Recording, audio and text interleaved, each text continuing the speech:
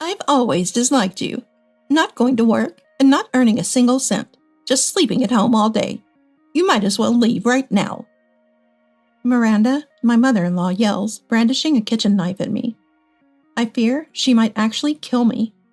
My heart is pounding so hard, I can hear it. Why don't you say something? Miranda, still holding the knife, advances towards me. If I keep quiet, she might actually stab me. Oh, okay, I understand. Please lower the knife. I'm begging you. Miranda accuses me of not earning anything, but in reality, it's my husband Frank who hasn't brought in a single cent. I'll make her regret kicking me out. Rewinding to 2 years back then, I lived in Frank's in-laws' house with him and Miranda, just the three of us. Karen, I'm really grateful you moved into my parents' home. Thank you, Frank said, expressing his gratitude. After father-in-law suddenly passed away from a stroke, we started living in the in-laws' house. If you guys don't mind, feel free to move in and use this place, Miranda suggested following my father-in-law's funeral. The in-laws' house is a bit larger than a typical house. My father-in-law, who had worked his way up to a senior manager at an auto parts manufacturer, earned a decent income. Really? That would be great. If we could live in the parents' home, we're familiar with it, and I've been wanting to move out of the apartment. Frank was eager about Miranda's suggestion. Indeed, it wasn't a bad deal for us. Due to the impact of an infectious disease, Frank's company underwent major layoffs. Frank was among those laid off and is currently searching for a job while working part-time at a grocery store. I, on the other hand, work full-time at a securities firm, and my earnings are just enough to keep us afloat. Miranda, about living in the in-laws' house, I'd be really grateful if we could. Thank you. Thinking it a good opportunity, I decided to live in the in-laws' house. However, I wasn't very close with Miranda and hadn't talked much with her, so I was honestly anxious about living together. Could we get along? I wondered. Before moving into the in-laws' house, I discussed our future living situation with Frank. I haven't really talked much with Miranda, and I'm worried about whether we can get along. Don't worry. Even if things get bad with Mom, I'm on your side, Karen. Assured by Frank's words, I felt slightly relieved and moved into the in-laws' house a week later. Welcome. Feel free to make yourself at home, Miranda greeted us. Thank you. We appreciate your hospitality. Frank and I, starting our new life in the in-laws' house, had modest earnings and lived simply, but it was more comfortable than our previous apartment. On our days off, we could go out together, almost like when we were dating, a luxury we couldn't afford due to constant financial worries. I thought I could continue living happily with Frank in the in-laws' house. However, 3 months after we started living in the in-laws' house, Miranda's attitude towards me changed drastically. Karen, what's the idea of moving into my house and not doing any cleaning or laundry? What? I always do them when I get back from work.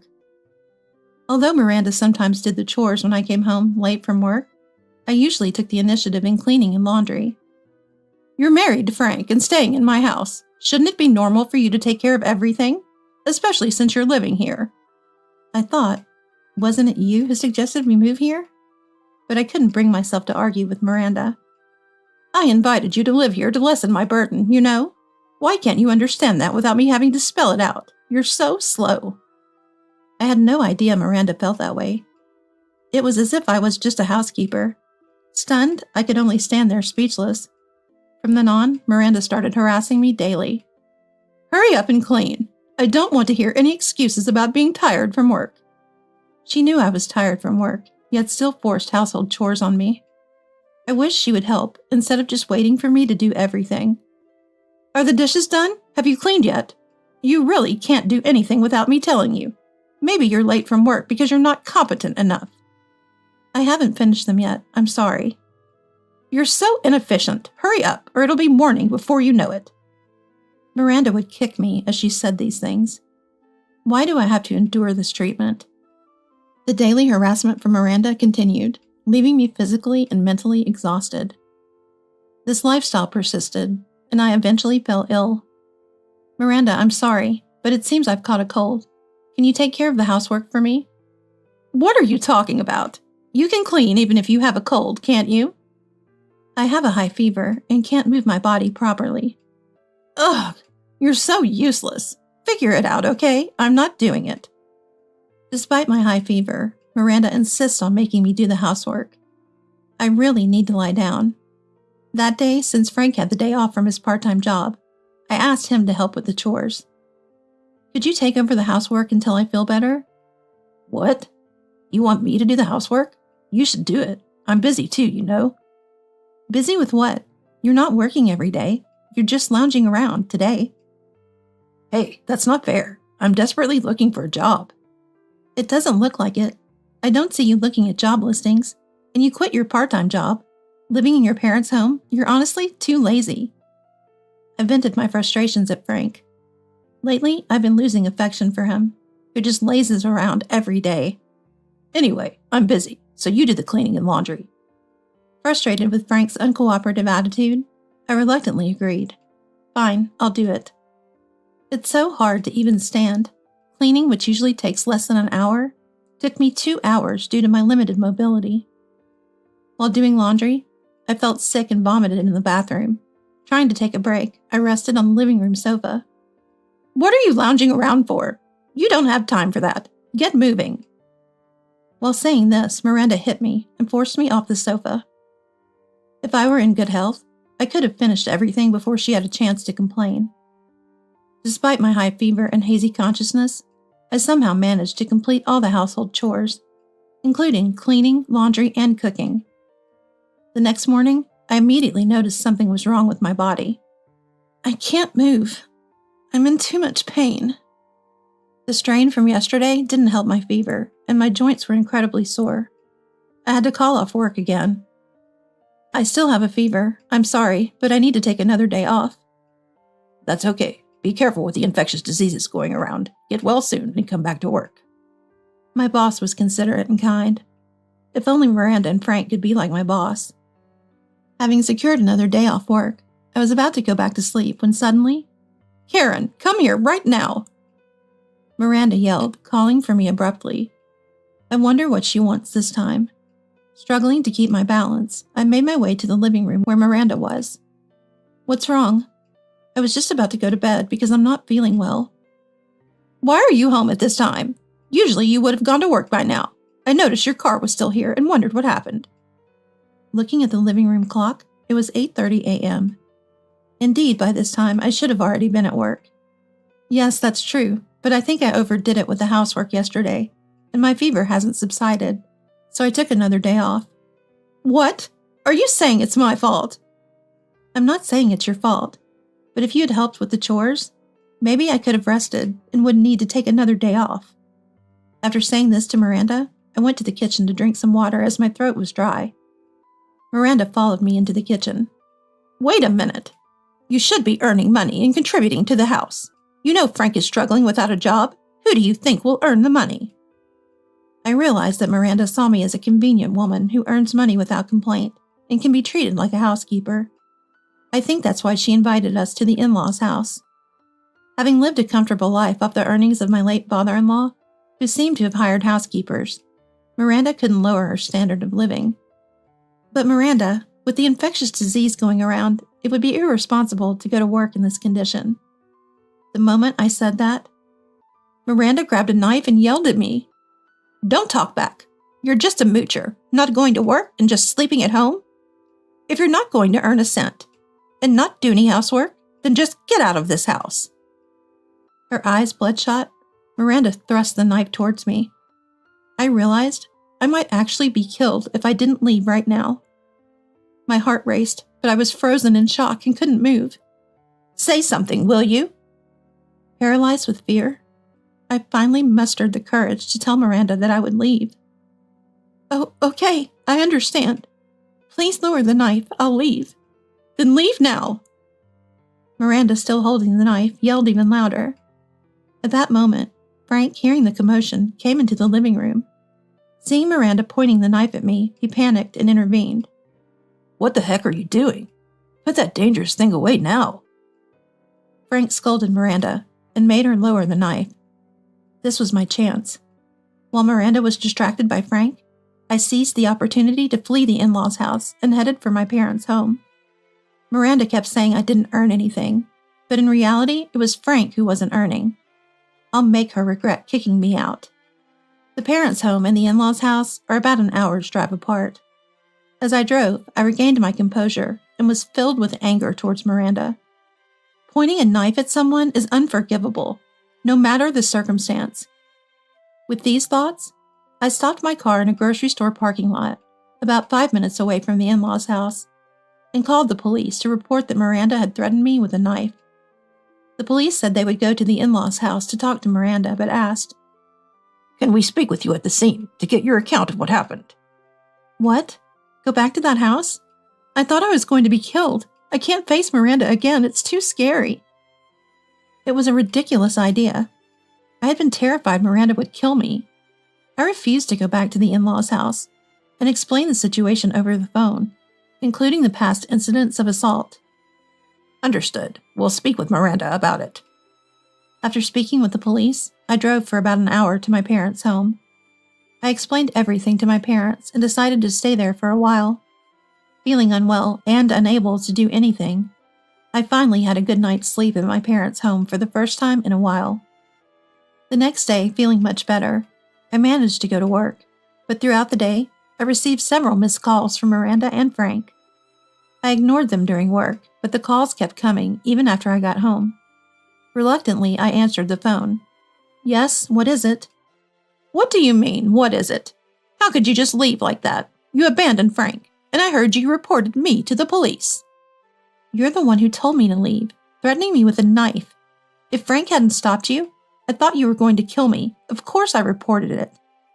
"I wouldn't really kill you. I didn't think you'd actually leave. Come back home right now." "I'm not coming back to that house ever again. Frank doesn't even try to work, and I'm considering divorce." I said that and hung up the phone. Within 5 minutes, Frank called. I didn't want anything to do with Frank or Miranda anymore, but I answered the call. "What do you want?" "Mom told me you're thinking about divorce. Isn't that too sudden?" "It might be sudden, but you never seem to try to find a job. I can't stay with someone like that." "I am trying to find a job." "If you were really trying, you could have asked for more shifts at your part-time job to help with our finances." "I was trying to work hard too. What do you know? You don't understand how the layoff affected me. Fine, if that's how you feel, I'll give you a divorce." Frank said that and abruptly hung up the phone. I never wanted to say such things to Frank. But he wouldn't look for work, and he did nothing to defend me from Miranda's harassment, even though he knew it was happening. I moved to the in-laws' house because Frank had promised. "If anything happens, I'll be on your side." That's what I had thought. 2 days later, as he had said on the phone, Frank sent the divorce papers and my belongings that I had left at the in-laws' house to my parents' home. Why did I even marry such a person? We used to love each other, but now I feel nothing for him. Let Miranda, who chased me out, and Frank live happily ever after, and regret chasing me away. The next morning, now divorced and alone, I enjoyed some personal time at my parents' home, for the first time in a while, thinking about Frank and Miranda. That's when it happened. "Hello, this is the police. Following your report, Miranda admitted to brandishing a knife. She has been arrested for threatening behavior and wants to settle, but what do you want to do?" "Really? No way I'm settling. Please tell her I absolutely refuse any settlement." I was elated when the police called to say Miranda had been arrested. There was no way I was going to settle with someone who had exploited and tried to kill me. Hearing Miranda had been caught, I clenched my fist in triumph, proudly telling the police that I would not settle. Let Miranda regret her actions in prison. After about 30 days in detention, Miranda was sentenced to 2 years in prison. I thought this would teach her a lesson. That's what I thought. But a month after divorcing Frank, he suddenly showed up at my parents' home. Just when I thought things had settled down with Miranda, now Frank. "Long time no see. Have you been well?" Frank stood at the door when I answered the bell, showing no signs of remorse. "What do you want? Please leave." At that moment, my parents were out, and I was the only one at home. Startled by his sudden visit, I knew I had no business with him anymore. "I said things in the heat of the moment about divorce, but I want you back, please." Frank was pleading for reconciliation, but it was too late. "I have no intention of coming back. Besides, we're already divorced." "Please don't say that. Can't you come back? In the end, Frank begged me to return to the in-laws' house crying. Concerned about being watched by the neighbors, I let Frank inside to talk. So, as I asked earlier, why did you just show up out of the blue? I don't have anything to do with you anymore, and your sudden visit is troubling. Actually, Frank started to speak slowly in response to my question. Since you left, I've had no income and can't sustain a living. That's why I was wondering if you could come back. How much more useless can this man be? He agreed to the divorce, and now he's asking me to return because he has no money? That's too convenient. Why don't you just work hard yourself instead of expecting me to come back? Well, that's true, but I haven't found a job yet. I'm really trying. I think I'll find something soon. Please. There's no way I'd return to the in-laws' house after all this. Frank, do you really expect me to believe that now? I've been asking you to work ever since we were married, and you still don't have a job. You probably think I'll come back if you say anything. There are plenty of part-time or contract jobs, even if you can't get a full-time one. It's clear you just don't want to work. Plus, Miranda threatened me with a knife, and I was genuinely scared. If I return to the in-laws' house, it'll be the same as before. I'll do all the chores while you do whatever you want, right? Even though Miranda is arrested for now. I won't let that happen again. Next time, I'll definitely be on your side. No, I'm sure Miranda will do the same thing again. It's not normal for a mother-in-law to threaten her daughter-in-law with a knife, right? I can't live with someone like that. Frank fell silent, having nothing to say. If you have nothing to say, then that proves my point. Can you leave now? Despite being asked to leave, Frank didn't move. My anger started to rise. I'm telling you to get out of this house! Startled by my shouting, Frank hurriedly left my parents' home. Although he left quietly that day, he began showing up at my parents' home every week, begging me to come back, regardless of whether my parents were home or not. My parents even said his behavior was abnormal. Karen, just come back, will you? Frank's yelling could be heard from the doorstep one day. Again, he shows up without learning his lesson. It's a nuisance to the neighbors, and I wish he would just give up. No matter how many times he comes, the result will be the same. I'm not going back. Please stop. It's bothersome when you show up unannounced like this. A phone call or a message would be more appropriate. But a call or a message wouldn't convey our feelings, right? There's meaning in meeting face to face and saying it directly. Despite my protests, Frank only insisted on me coming back.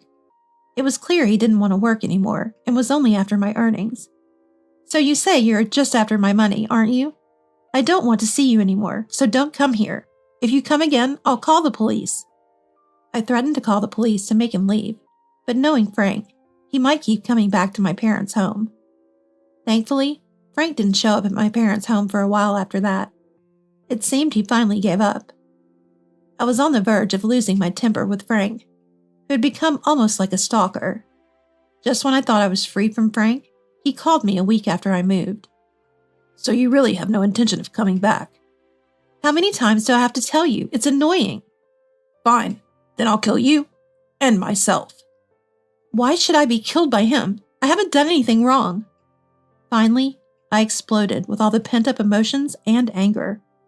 Why should I be killed by you? Bring it on. A worthless man like you, who doesn't work and relies on a woman's income, can't kill anyone. No, I wasn't serious. Don't say such things in the first place. I've been putting up with you, but you're an awful man. If you want to die, do it alone. Don't drag me into it anymore. I said this forcefully over the phone. Okay, I won't say that anymore.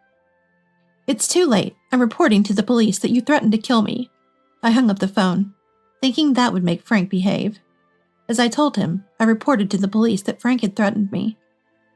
My ex-husband said he would kill me. Is that so? Where is this ex-husband of yours? I think he's at the in-laws' house. We need to hear more about this. Could you come to the station? At the police station, I explained the situation. Even after our divorce, he's been showing up at my house every week. I told him we're divorced and I don't need him to come anymore. Then one day, he called, demanding reconciliation, and when I refused, he threatened to kill me. Would you like us to arrest your husband if his statement matches yours? The police asked me. Yes, I would prefer that. He's been acting like a stalker, and I honestly want him arrested as soon as possible. After telling the police this, I left the station. That night, I received a call that Frank had been arrested. Is this Karen's phone? Yes, what happened? We've confirmed from Frank, your ex-husband, that he did indeed say he would kill you. He hasn't harmed you, but considering your fear, we've arrested him. Finally, I would no longer be harassed by Frank and Miranda. I was so relieved that I danced on the spot when I received the call from the police. Really? Thank you. Now I can finally relax. After hanging up, I felt glad that I had never given in to Frank and Miranda. I shuddered to think what might have happened if I had returned to the in-laws' house. They were people who could threaten with a knife and uttered death threats. Eventually, both were arrested, bringing me peace of mind. Frank always relying on my earnings without working, and Miranda constantly harassing me with household chores, had dug their own graves. If Frank is charged with threats, he might face 2 years in prison just like Miranda. They should reflect on their actions in jail. Later, Frank was indeed convicted for his threats and sentenced to jail, joining Miranda for a 2-year sentence. This brought me a sense of calm. However, there's a chance they might come to my house or my parents' home after being released. Considering this, I decided to move with my parents. Dad, Mom, if we stay here, they might come back. Should we move? Yes, it's a shame to leave our home, but your safety is more important. Let's move. Dad said that our lives are more important than clinging to our parents' home and decided to move. This way, even if they get released, nobody will be living in my parents' home anymore, and they won't know where we've moved to, so we'll be safe. 2 years later, when Miranda and Frank were due for release, they hadn't come to my new place. I had changed my phone number and email address so they couldn't contact me. During that time, about a year after Frank went to jail, I remarried a man I met through work. He's 2 years older than me, hardworking, kind, and feels like too good of a person for me. Unlike Frank, he actively helps with household chores. We are expecting a child and planning to build our home. With Frank, I couldn't even dream of such happiness. Now, I look forward to a happy and long life with my husband and our future child.